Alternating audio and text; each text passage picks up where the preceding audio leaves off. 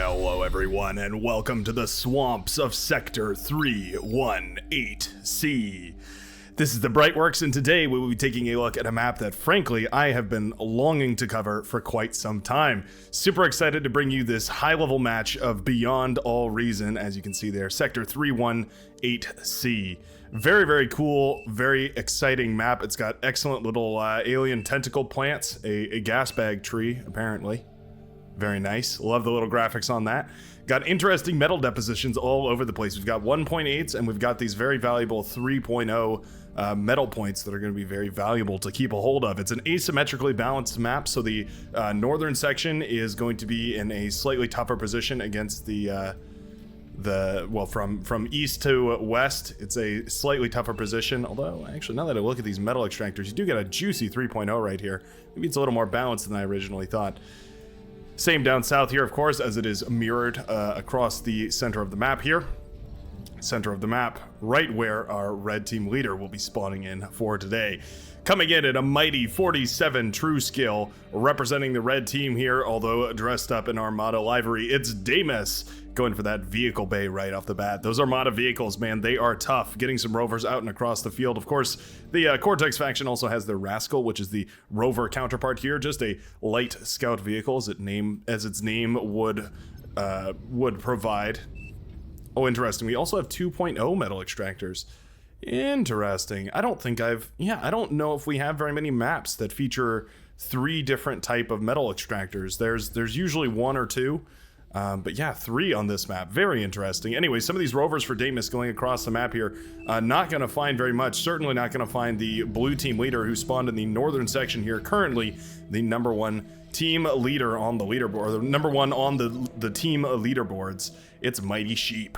Mighty Sheep going to be showing us why he earned that crown here, going for a couple of solar panels right off the bat. You all know how I feel about those T1 solar panels, but who am I to question Mighty Sheep? So we'll just have to keep track of exactly what goes down here. I'm sure Mighty is going to be well aware of the timings upon which he should probably eat up these T1 solars and use that juicy metal tied up inside of them to go for something a little bit better. Advanced solar panels, more wind turbines, whatever it may be. Alright, did actually manage to get a little bit of damage in here. You can see 2 metal extractors did go down here for Scuffed Zen, the mid lane player here for the blue team. Those rovers, man, being a pest. They do find Clue's main base over here, and that's quite nice. Yeah, you know, I didn't actually think they were going to get too much of a scout here. I figured the lines would be a little bit tighter, but it looks like these rovers will actually be able to illuminate some of the backline here for the red team. Illuminating the blue backline for the red team, I should say. Yeah, this rover's getting a nice little scout out here. So although it only managed to get 2 metal extractors, which by the way already has justified its existence here, its movement, its sacrifice, what it really is offering is a lot of vision over here. So now we know who's up here on the top going to be teching. We know where the mid lane players are, and we know who the mid lane players are. But more importantly, we know that Mighty Sheep is not here to meet in the middle of the map here, and that is that's quite dangerous. Going back in for the metal extractor once again. Very nicely done. That rover will die, but it has certainly served its purpose. That's 150 metal worth of metal extractors it managed to take down, leaving behind only 18 metal in its little wreckage body. Meanwhile, some grunts being very annoying over here for Dovdara, who has brought those out and across the map here. This hurts pretty bad. Scuff Zen is now in a really unfortunate position. His metal extractors are being ravaged. His energy production is collapsing. His laboratory is under assault. This is no good. Scuff Zen desperately needs help from his teammates, and indeed Mighty Sheep calls out to help this guy. Because right now Damus has uncontested control over the middle of the map. Going to be trying to lock down this 3.0 metal extractor. Clue going to be trying their very best to make sure that that doesn't happen. Aidnot, it's going to be up to you to shut down the Clue. Did that rhyme? It felt like it rhymed. I don't think it did though. Grunts here are going to be dealing with the blitzes. Grunts actually do counter blitzes. It's just a bit of a tricky micro battle. If the grunts manage to keep themselves running away from the blitz, perfectly in line with the blitz, what they can do is they can permanently kite the blitz and effectively get a 100% efficient trade. However, in reality, that doesn't always end up being the case, especially with terrain deformities, that sort of thing. Oftentimes, the blitzes will end up being able to catch the grunts there, and well, the rest of that story is written in history. Looks like it's going to be written for us live here as we see these blitzes do manage to jump on top of these grunts here. Wow, taking a phenomenal trade, managing to keep these blitzes alive, the ones that are really, really scuffed up here, and actually manages to keep all of them alive. Very nicely done by Primal Rip there in the middle of the map. Southern side of the map is going to be contested by Unicorn Cats, another very skilled player. All these players are very skilled. You can look at the right-hand side of the map, and there's more silver than there is bronze. Just goes to show that we are in a proper pro-level lobby here. Levish dancing the commander around. Wow, look at that pro-level dancing. Those are his best moves out on the dance floor now, trying to just still a minute here for the rocket bots to get out. They are now on the front lines, and that is going to be all that it's going to take to push back some of these thugs here from Unicorn Cats. Obviously, this hill is a very strategic point. You want to maintain control over this however you can. And so Unicorn Cats knows that if he surrenders too much of this territory here, he's going to be in a really tough position gaining it back again.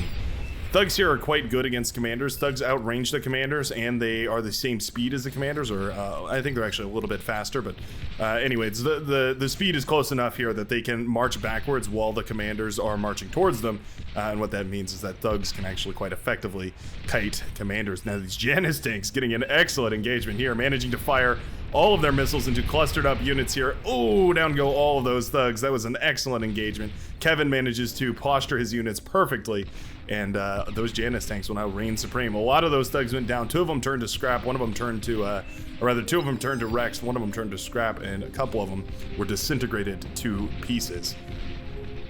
Yeah, there's not a lot you can do against this. Those Januses are really tough to deal with. Those twin missile launchers, man, they do damage. Oh, moving the thug forward here. They're more interested in the commander. They will snipe the commander. That's an excellent pick right here, and that means there's two commanders already looking to get in on that metal. Levish and Kevin both moving forward immediately to capture that metal. All of the resbots here are thinking about grabbing it. Yeah, go eat. They back off. They weren't bold enough. I think if they had jumped on that immediately, he probably could have pulled a solid 600 or so metal out of that corpse before those commanders managed to walk forward, but those Januses probably would have taken their lives for it. Still worthwhile, I would have said, but now that's a solid 1,250 metal going right back to the blue team here on the southern side of this map, already collapsing the southern sides here that was already at a disadvantage. That is going to be a really difficult line to hold now. Unicorn Cats is going to be in some serious trouble as these thugs start to fall to the rocket bots, the Januses. Nobody can stand against them. It's a power combo from hell. Tons of missile trucks here in the middle of the map for Clue. Gonna be going up against it's a mirrored matchup here. So we've got the Armada units versus the Armada units. Aidenot desperately trying to keep things together here. He's got a couple of these shell shockers to rain down artillery hellfire, but that commander is getting really scuffed up. 20% health on that commander, and Aidenot is going to have to back off. Otherwise, it's gonna take some serious burns. Damus winning his lane, but just about every other lane is collapsing rapidly here. Mighty Sheep might have overextended up north here. Yeah, Commander takes a ton of rockets to the face here, down to 71 health. Rocket bots are really hard to kill commanders with. They fire very slowly, and the commanders can usually dance around. But if you have enough of them, eventually you can take down a commander. It's just a very time-expensive operation. Engagements all over the place. Bombers here to try and actually shut down the push on the southern side of the map. Very interesting. We don't see that all too often, but it does work. Wouldn't mind these guys going back for a second pass. At this point, they've been seen, so anti-air should be coming up in all of these bases. There's actually fighters out already. Fighters are going to be sent down south to try and intercept those bombers, but the bombers already have a new target up north. Actually, they're thinking about getting these vehicles right here. Not the best bombing. They do manage to kill a couple of those units, though. The fighters are moving in. Those fighters don't want to dive too far, because then you just risk losing all of them. But already the damage has been done down here. Now, there was some tech in the backline. Yolan went up to a T2 bot lab and already has a couple of gunslingers out. Gunslingers very good against those vehicles, those T1 vehicles. They can rank up themselves very quickly as long as they get in and out of fights. And eventually they can start even outranging a lot of stuff. They can eventually, I mean, their range just keeps scaling, right? So the more battles they survive, the more powerful they become, and they can become a force to reckon with quite quickly. Bombers again shutting down a whole lot of those vehicles here, and actually I think it was just the play we needed. Medium tanks gonna swoop in here, catch a bunch of these Janus tanks while they're reloading. I mean, they were the reason why they're reloading. You can tell by the way that they are all really low on health. Nice little shot from the Janus tank there, though. Janus tanks will eventually go down, as well as most of these vehicles over here. Northern part of the map will be cleaned up. Looks like Mighty Sheep's commander did go down here. Analog most likely ate that up, I'm guessing. Actually, it might have been Dovdara who actually ate that up with the Resbot up here. Might have been a little shared snacky between the two of them. Anyways, an excellent little push here from Dovdara, who also lost the commander up here, by the way. Middle of the map is contested. Really surprised we aren't seeing a metal extractor come up over here. Just spare a single construction bot or construction vehicle, construction whatever the hell you have, in order to go build that metal extractor. Also eat up all these plants and vehicles that are left over here while you're at it. Don't see why you wouldn't. Gunslingers here doing a great job of cleaning a lot of this up. Do they outrange Janus's? Not really. Kind of. The answer is maybe. There we go. They do eventually clean up those Janus tanks, and they'll have no trouble cleaning up the Stouts here as well. Yeah, the minor amount of impulse that they do does eventually shut down vehicles really, really hard. Yeah, Gunslingers are a tremendous force to be reckoned with. You can see this one's already got that Bronze Star, and they're only going to get stronger as they get into more and more fights here. Levish is forced to back off, cannot deal with that T2, and I hope a commander will be handed over to Unicorn over here. Oh, wait, yeah, okay. Already rebuilding with constructors in the backline here. Very nicely done. Bomber trying to clean up some of these metal extractors that were claimed by Kevin. Very nicely done to get up here and claim those 3.0 metal extractors. Those are very, very valuable. The metal they've already pulled out of the ground has probably repaid their cost. Commander death in the middle of the map here as Clue's commander does go down. Was it Clue's? Yeah, it was Clue's commander. Don't dumbfire that. Go attack the construction turret over here. Oh, Aiden not degun the commander wreckage, but I think, frankly, he probably could have eaten it. Don't see why he wouldn't have, although I guess the commander is really low in health. Didn't want to risk it there. Didn't want to risk it for the biscuit, but I think he probably might have gotten it. Might have been able to get away with it there. Damus now has lightning turrets, beamers, construction vehicles, and a commander, of course, to top it all off on the front line here. Now, those missile trucks, they do not care, neither do the shell shockers. They will shell away from even the toughest of artillery. However, these pop-up turrets will eventually catch those artillery as they stumble into it and get caught within its reach. Analog has a force to be reckoned with here. Still on T1 bots up north here. Are we going for T2? We are. We actually already have the T2 lab up for Mighty Sheep. Once those Sheldons start hitting the battlefield, these T1 rocket bots start to fall off, and pretty quickly. Strategic retreat here, Mighty Sheep giving up the ground in order to get that T2 army out and about. Once those T2 units get out, they can shut down commanders relatively effectively, and so that is just what Mighty Sheep is banking on here. Meanwhile, Analog doing a great job of shutting down that metal extractor. Pick off whatever you can, but he's going to start falling under barrage of those Sheldons. Immediately starts backing off. That's the right move. You either need to tech up to yourself, which he actually does have a T2 lab in the back here, just doesn't have those T2 units out. I'm expecting Hounds. I'm expecting maybe sharpshooters. We could see sharpshooters, but probably just Hounds and maybe some welders for now. Your sort of standard assault composition. Now, riot tanks mixed in with this bot army here are quite nice. They can definitely shut down any sort of spam harassment that you're going to deal with, but a lot of this is still vehicles, so more so that impulse on those riot cannons is more important than anything else here. Damus just continuing to expand on the front lines here. I bet he's going up to, oh, actually ecoing the back line. So no unit production for Damus right now, which actually means he's in a bit of a critical position. If we see enough, that was pretty funny. Res that Lasbot just for it to instantly be shot down by the beamer turret there. We need to see some pressure applied to Damus right now, because at this point, none of these units are replaceable. Everything here is, well, no more of it will come up, especially the units, which are not going to come up for a good long while. We see the fusion reactors coming up in the back line. We're starting up the energy converter. We've already got a bunch of windmills here to provide auxiliary power. This is looking pretty good as far as tech goes for the red player. Down south, Flocka has shut down a whole lot of this, moved the commander forward, looking to sacrifice it, I suppose. Going to take out a lot of those blitzes that were coming into the lab for Rage, who is one of the southern players for the blue player, or southern players for the blue team, rather. T1 gunships, that's 5 of them. Is that enough to kill a commander? Well, it's certainly enough to kill an 18% commander, that's for sure. Yeah, move him in, move him in. Commander gonna go down here. 7, 5, 3, 1, and the commander goes down for Rage. Those T1 gunships proving their worth here. Fighters just a hair too slow, just a fraction of a second too slow there. And the commander does go down. That's 2 commanders, however, that are going to be juicy eats for Kevin. 2.5 thousand metal, nothing to scoff at, that's for sure. Well, 2,000 metal, I suppose. Still not bad. Gonna quickly fund a tech transition for the southern part of the map here. If that metal is shared to Rage, that'll be great. Otherwise, T2 is already up and running for the southern side of the map, and so as soon as those T2, well, that T2 economy comes up and running, that'll start scaling quite quickly. Okay, T2 units up north, T2 units down south. Everybody is getting into that proper T2 stage, except for Damus, who went for the economy before going for the lab here. Well, I guess that's not true. Got the lab, but then ate it up, went into economy, and then is now producing a T2 lab at the moment. However, he is very poor. You know, all that money went into the fusion reactor, which hasn't quite paid for itself yet. You can see getting 14 metal per second out of the fusion, or out of the energy converters, rather. He's got one advanced one and another another 4 regular fusion reactors. It is quite nice. That's a decent amount of metal coming back from all this, although he is still leaking, so he could actually probably afford to put up another advanced energy converter. If not, maybe just a couple of regular ones. Now he's posturing with these Janices, the remainder of his forces here, to try and scare off any of these units, but the T2 army is growing for Mighty Sheep up north. Wow, this is a dangerous push here. You can see that these Sheldons shell away from quite a long range. They're named aptly.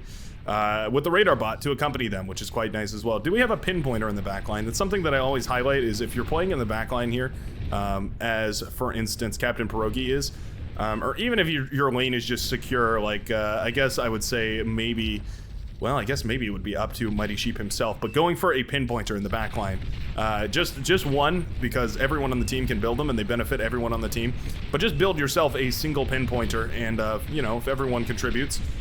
Pinpointers are relatively cheap, but for the effect that they give, benefiting the entire team, the cost is absolutely justified no matter who builds it where. Advanced Jammer comes up here, apparently trying to cloak all of the radar signatures in the center of the map here, as well as those T2 artillery units, and those produce a devastating amount of firepower on the front lines. You know I love my Mausers. They are tricky. They're tricky to engage into. I think probably the most reliable way to fight them is to spy bot them, EMP them, and then just push in with less or more mobile units.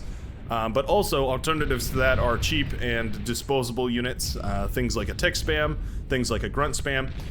However, once these start to snowball enough, they can even shut down those spams, just because they're firing. Their little projectile does a little hint of AOE to it, and that can shut down those T1 spams really, really effectively. As you can see, with them tearing apart these riot tanks here, the Pounders, and yeah, if they can lock onto this commander too, that would be pretty bad. Scuff's then gonna have to pull off the front line here with basically everything. He does not have T2. He went into a bot lab instead of tech transitioning, and that greed could eventually come back to haunt him. You can see these resbots here eating up whatever they can. T1 gunships making a surprising appearance, but yeah, actually this is a really killer combo. We've got the gunships mixed in with shuriken to paralyze things. That's actually a crazy combination. I really, really like that. I think that's excellently done. Now the fighters are coming in here, and the fighters can certainly shut all this down. Fighters versus gunships, I'll take the fighters every day. Yep, they jump on top of all this. The fighters from the orange player a little too slow on the draw here as a couple of those gunships go down, but eventually the purple fighters will be shut down on this side of the map. Now, anti-air is included in this composition. I would expect no less from Mighty Sheep. That's very nicely done. Going to eventually chip away at these gunships and push them back. It is a lot of gunships, though, and I guess if they choose the right targets, they could certainly be worthwhile. They could be threatening at the very, very least. A little breakthrough here as some medium tanks and some blitzes do break through the front lines of Aiden, who is now going to have to deal with the repercussions of that. Blitzes are coming up to try and deal with that, but these medium tanks are looking very healthy. Yeah, they're probably going to be able to get some damage done here. Body blocking with the blitzes actually slows down the tanks quite nicely here, buying some time for that light laser turret to do some work, and yeah, stalling this out a little bit here. Okay, medium tanks do jump into the back line, and eventually this aggression will be shut down. Now the blitzes here will manage to snipe an advanced metal extractor. Shutting that down is definitely well worth their metal. Yeah, they're I'm gonna try and weasel around here. There we go. Eventually shut down. So just a single advanced metal extractor. 7 metal per second means that has to stay down for if we do the quick maths here, very quick maths. 109 has to stay down for about a little over 10 seconds, call it 15 seconds or so, and it certainly will. Mauser composition, very difficult to push into, as I mentioned. You can see that they just shell away from such long range that they're very, very difficult to deal with. Missile truck here to provide a little bit of anti-air. I don't think that's what it was originally intended for, but doing a great job of it. Ooh, gets paralyzed just before killing the last shuriken. Very nicely done. Jaguars here are a great option for anti-air, especially light anti-air. They launch a very, very light anti-air missile, but it's certainly enough to deal with shuriken or anything of that nature. Light fighter craft too, those T1 fighters. Mauser instead just going to push here. He's decided, he being Damus, has decided that it's time to just collapse, try and break this player and ruin their base so that they cannot recover back into this game. But all those Mauser will be jumped on by a bunch of T1 medium tanks and bulls here from Primal Rip, who takes a phenomenal engagement and manages to shut down that entire push, leaving Damus without without an army.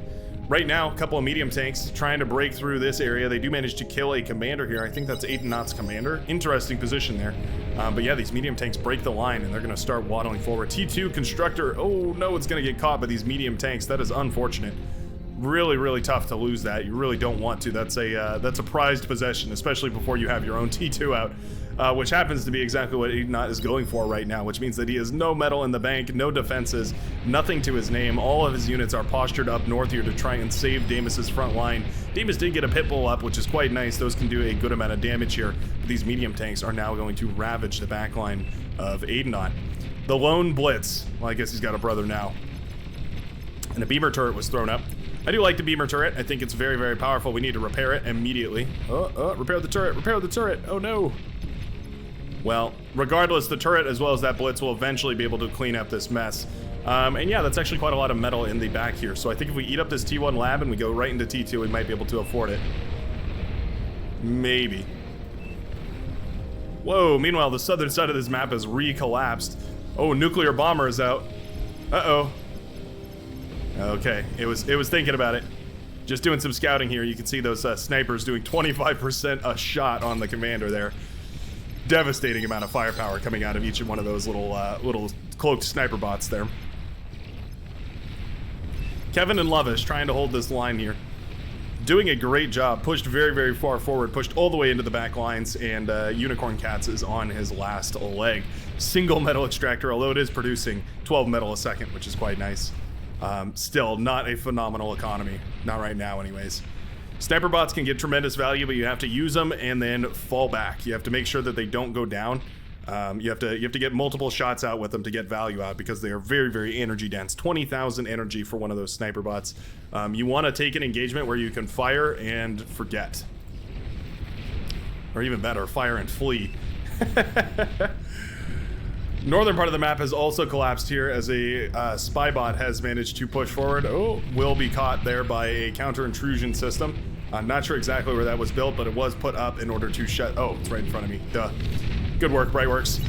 Counter-intrusion system detects any movement, so it detects cloaked units stepping on the ground, which is hilarious. It's one of the more interesting detection measures available in the game. But very powerful and very, very necessary if you're dealing with a unit who's a commander who is abusing those cloaked units there. Damus shutting down a nice push with the commander, going to be able to de-gun down a lot of those wrecks here. Looks like he went into a little bit more economy here. We've got some more advanced energy converters. We've got a T2 lab pumping out units. We've even got an anti-nuke. Very nice to see because you never know when somebody's going to try and nuke your base. Meanwhile, a bunch of lightning tanks have swarmed through the map here from Kevin and ravaged the productions here of Flocka, who is now going to be forced to retreat away from his own base. EMP bomber brought out here. That's really nicely done. That is one way to turn the tides of these battles here. Pitbull was built to shut down these units, and it will do a great job of killing a lot of these spam units that are just trickling in ever so slowly here out of Lovish's forward bot lab facility. Excuse me. Welders here to deal with the sumo. It's a odd fight, but I will hand it to the welders because they also are accompanied by some of these lightning tanks. They all together will do enough damage to shut down these sumo. Sumo's very tanky. That's their main claim to fame, so to speak. But with that EMP bot shutting down a lot of these Sheldons here, as well as those Fiends, these Jaguars are going to get a nice little engagement. You know, I say that right as they turn back on, and indeed will be able to fire back. Getting pretty low there. Yeah, they will eventually be shut down. EMP bombers coming in to finish the mission here. trying to shut down as much of this as possible. T1 medium tanks also used to try and kill those sumos. Not the perfect counter there. Those T1 medium tanks are not going to be able to scuff that sumo armor very well. Sumos are very, very strong. Lame. Wrong chat. What did he say? Oh, I suppose lame is what he said in wrong chat. Either way, EMP bombers being used to tremendous effect here. Kung Fu Panda showing us that he is not afraid to get his hands dirty in the air, use those units all over the map, get a excellent strategic trade with those. EMP bombers are crucial to shutting down those very aggressive, those very aggressive Cortex pushes that are just so powerful. All the health in the world means nothing if it's, you know, paralyzed. Can't do anything. All the firepower in the world, same story. Won't matter if all of it is just ineffective on the front lines. Beamer turret coming up here to try and deal with some of these. Ooh, firing into these. I wish the turrets were a little bit smarter not to shoot into wreckages. I wish they would consider the collision of those wreckages when they were firing. It's one of those, you know, take it or leave it kind of deals. They do their best. That's all you can ask for. Bunch of lightning tanks running by over here, treading by, I should say, as every volley of their fire ravages anything standing in front of them. They have a little bit of a chain reaction sort of a deal going on, so whenever they fire, they bounce their shot to close enemies that are standing nearby. So it's kind of like AoE. It's AoE adjacent. But managing to shut down that T2 production facility is going to be quite expensive here. Gremlin sneaking into the base. That's interesting. But these have already run all the way around. Beamer turret coming up here in the base of Damus to try and deal with some of these, but the chain reaction here will cause a massive explosion. Beamer turret still stands though.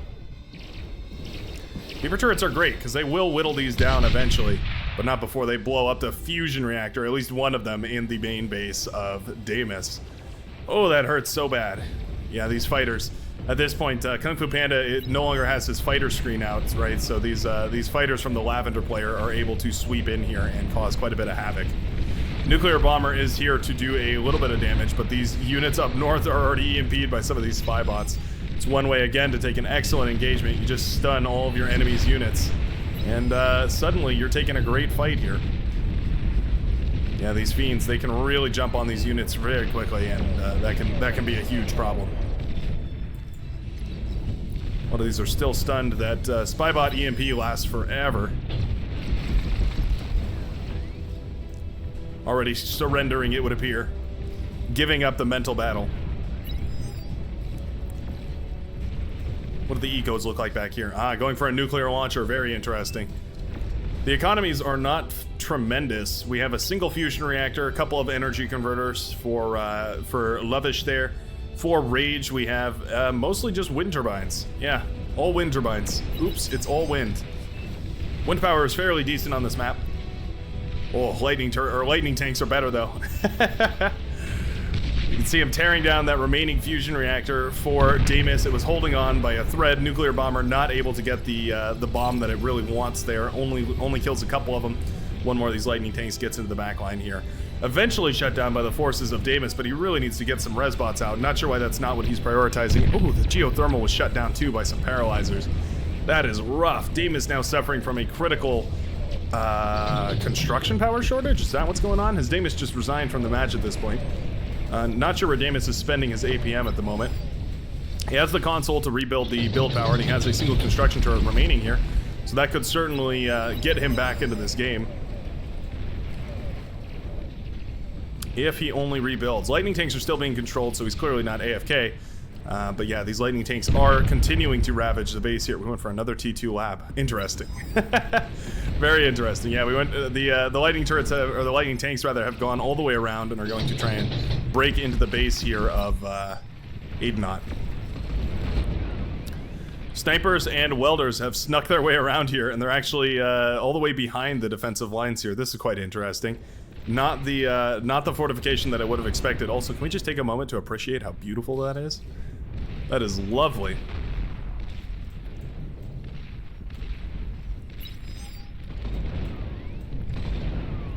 Snipers and welders make for an excellent team. The welders can clean up basically any spam, and the snipers can burst down anything super tanky.